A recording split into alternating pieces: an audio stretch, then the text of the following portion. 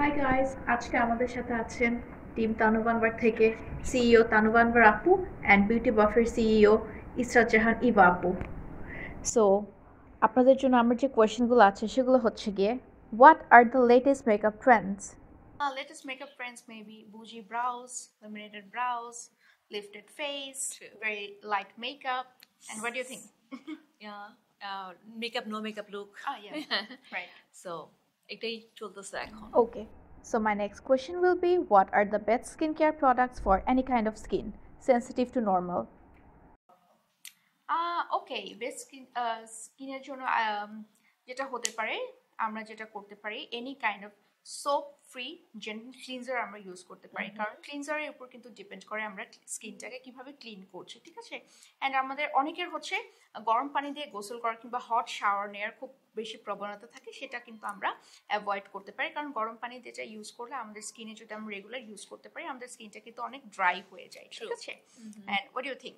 I think nowadays like toner and serum এই দুটো খুব important for skin care, right right? Because টোনারটা কেন আমরা অনেক সময় ফেস ওয়াশ দিয়ে ফেস ক্লিন করার পরও কিন্তু মানে যেটার মধ্যে ময়লাগুলো যে খুব জিদ্দি বলি আমি, যেগুলো সহজ যেতে চায় না, বাট আপনি যখন দেখবেন টোনার দিয়ে যখন আপনি সোয়াপ করতেছেন মানে এটা চলে আসতেছে। So Right. Toner is very important.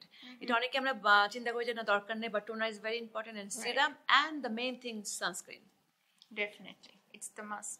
সানস্ক্রিনটা 2 ঘন্টা পর পরই চেঞ্জ করা উচিত। অনেকে আমরা মনে করি কি আজকে এখন সকালে উঠে সানস্ক্রিন দিয়ে দিলাম বাস আমি সারাদিন আমি রেডি টু গো। নো, আপনাকে অবশ্যই এটা 2 আওয়ার্স পর পর মুখটা ধুয়ে আবার সানস্ক্রিনটা অ্যাপ্লাই করতে হবে, দেন অফকোর্স আপনি একটা ভালো রেজাল্ট পাচ্ছেন। So thanks for the amazing tips. When it comes to difficulties, what sort of difficulties you guys face in Asia and in Europe while dealing with clients? You can tell about the Europes. Okay, I will start first. Actually ডিফিকাল্টিসের মধ্যে as a Asian অনেক difficulties তো আমাদের face করতে হয়। Mostly আমি ডিফিকাল্টিসগুলো face করেছি আজ থেকে ঠিক 8-9 বছর আগে, যখন আমি ফার্স্ট স্টার্ট করেছি আমার জার্নি।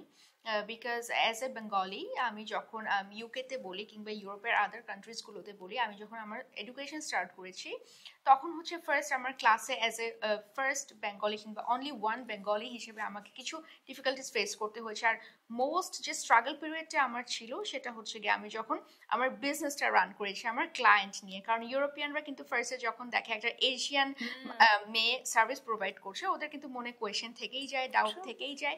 অ্যান্ড বাট আলহামদুলিল্লাহ 8 ইয়ার্স প্লাস হয়ে গেছে আমি সেই জায়গাটা আমি অর্জন করতে পেরেছি ইউরোপিয়ানদের মাঝখানে আলহামদুলিল্লাহ, এবং বাংলাদেশের মাধ্যমেও আমি সাউথ এশিয়া এবং ইউরোপ নিয়ে কাজ করছি। সো ডিফিকাল্টিস থাকবেই, আমি আমার অডিয়েন্সদেরকে বলতে চাই এগুলো ওভারকাম করেই হচ্ছে তোমাদেরকে এগিয়ে যেতে হবে।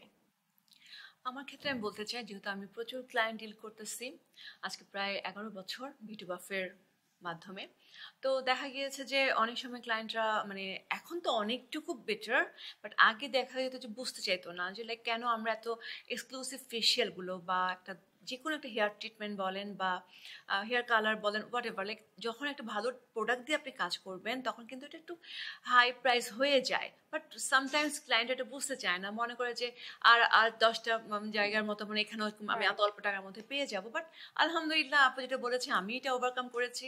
এখন কিন্তু আমরাও মাশাল্লাহ আমাদের ক্লায়েন্টরা কিন্তু ভালো কোনটা মন্দ কোনটা সব বুঝে গিয়েছে। সো ওরা যখন ওরা 2-1 জায়গায় করে, অবশ্যই ক্লায়েন্টের এক জায়গায় থাকে না, একবার আমার কাছে বা আরেকটা স্যালুনে চলে যাচ্ছে, বাট ফিরে কিন্তু আবার আসতেছে বিকজ প্রোডাক্ট। সো প্রোডাক্ট ভালো হইলে কিন্তু একটু এক্সপেন্সিভ হয়ে যায়, সব কিছুর দাম বেড়ে যায়। সো এটা এখন ক্লায়েন্টরা কিন্তু এখন অনেকটুকু বুঝে গিয়েছে। So I am happy. Okay, তো সবাই কিন্তু একটু পার্সোনাল লাইফ নিয়ে জানতে চায়। সো এখন আমরা জিজ্ঞেস করব দুজন আপুর ফেভারিট ফুড কি? আমার ফেভারিট ফুড বেঙ্গলি ফুডের ভিতর যদি আমি বলি, অফকোর্স আমার হচ্ছে পোলাও, তারপর হচ্ছে বিফ গরুর মাংস, যেটা এটা আমার খুবই পছন্দ। আর কন্টিনেন্টাল ফুডের মধ্যে আমার চাইনিজ কিংবা সাউথ এশিয়ান যেই ফুডগুলো লাইক ইন্ডিয়ান কুজিন আমার খুব পছন্দ। আমি তো অনেক ফুডি, আমার সব ফুডই ভালো লাগে। সব ধরনের ফুডি খেতে ভালো লাগে। ওকে, সো একটা র্যাপিড ফায়ার হবে। Lipstick, nail polish, eyeliner, pick only one. Lipstick. So thank you amazing একটা সেশনের জন্য। দুইজন আপুকে অনেক অনেক থ্যাংক ইউ তাদের ভ্যালুয়েবল টাইম দিয়ে আমাদের সাথে থাকার জন্য। Thanks to you. Thanks to you everybody.